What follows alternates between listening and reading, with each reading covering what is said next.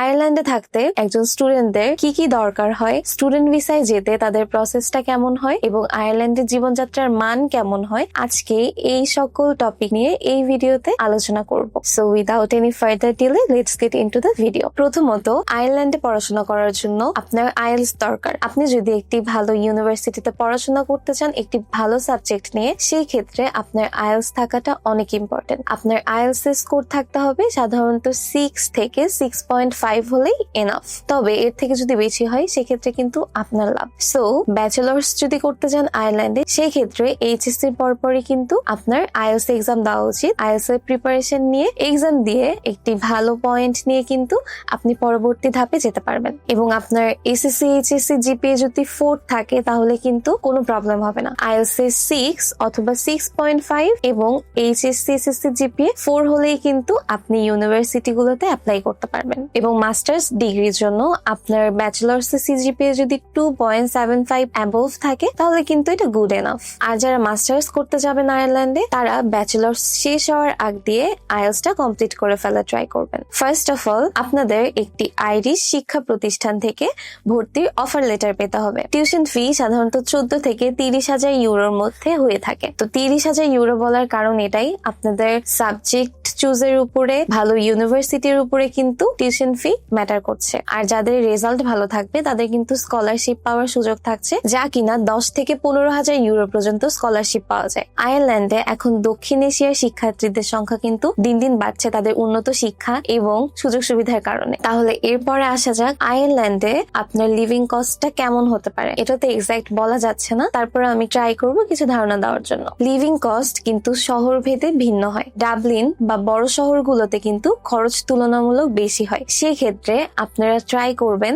Dublin বা বড় শহরগুলো থেকে একটু দূরে গিয়ে থাকার। মানে আপনি সিটি চুজ করবেন এভাবে যেখানে লিভিং কস্টটা তুলনামূলক কম হয়। স্টুডেন্টরা সাধারণত ইউনিভার্সিটির হল, বেসরকারি আবাসন বা শেয়ার্ড অ্যাপার্টমেন্টে থাকে। সো আপনারা চাইলে কিন্তু ভার্সিটির হল অথবা শেয়ার্ড অ্যাপার্টমেন্ট গুলোতেও থাকতে পারবেন। সেই ক্ষেত্রে কিন্তু খরচটা তুলনামূলক কমে আসবে। পার্ট টাইম জবের কথা যদি বলা যায়, শিক্ষার্থীরা সাধারণত সেমিস্টার চলাকালীন সময়ে উইকলি 20 ঘন্টা কাজের পারমিট পায়। এছাড়াও সামার ক্যাম্প, ক্রিসমাস এই সকল যখন ছুটি থাকে তখন কিন্তু 40 ঘন্টা পার উইক কাজ করার সুযোগ পায়। তাহলে ভিসার জন্য কখন অ্যাপ্লাই করতে পারবেন? ইউনিভার্সিটিতে অ্যাপ্লাই করার পর অফার লেটার যখন পাবেন তারপরেই কিন্তু আপনারা ভিসার জন্য অ্যাপ্লাই করতে পারবেন। সো আরেকটা কথা আসে যে ডিপেন্ডেন্স নিয়ে যাওয়া যায় কিনা আয়ারল্যান্ডে। সেটা কিন্তু অবশ্যই সম্ভব, কিন্তু একটা টাস্ক আছে যেটা ফুলফিল হওয়ার পরেই কিন্তু পসিবল হয়। তো আয়ারল্যান্ডে ডিপেন্ডেন্স নেওয়ার জন্য প্রথমত আপনার মাস্টার্স এর পর আইরিশ সরকার আপনাকে 2 বছর সময় দিবে যে আপনি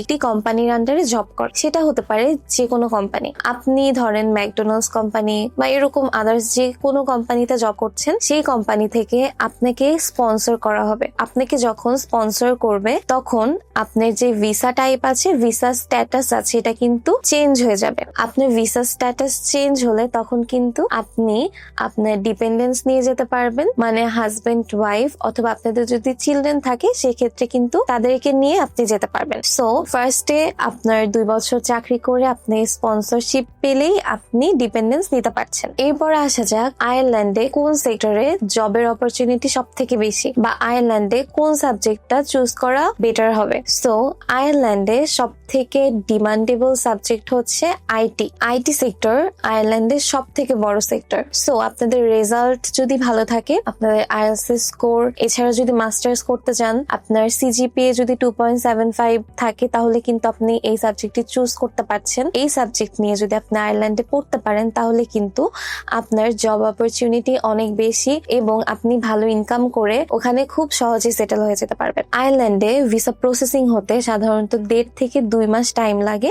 অনেকের হয় যে 1.5 মাসের মাথায় হয়ে যায়। সো 5 থেকে 7 সপ্তাহের মধ্যে কিন্তু আপনাদের প্রসেসিংটা কমপ্লিট হয়ে যাবে। এবং সব থেকে বড় কথা হচ্ছে আয়ারল্যান্ডের ভিএফএস কিন্তু ইন্ডিয়াতে ভিএফএস হলেও আপনাদের কষ্ট করে ভিএফএস এ যেতে হবে না, কারণ আপনারা যদি প্রসেসিং করেন আমাদের থেকে তাহলে কিন্তু আমরা এখান থেকে সকল প্রসেসিং করে দিব হ্যাসেল ছাড়া। ফার্স্ট গ্লোবাল ভিসা কনসালটেন্সি থেকে কিন্তু আপনারা যদি ফুল প্রসেসিং করেন তাহলে ভিএফএস নিয়ে কোনো চিন্তা করতে হবে না। আজকের ভিডিওতে আমি চেষ্টা করেছি ইনফরমেশন আপনাদের সাথে শেয়ার করার জন্য।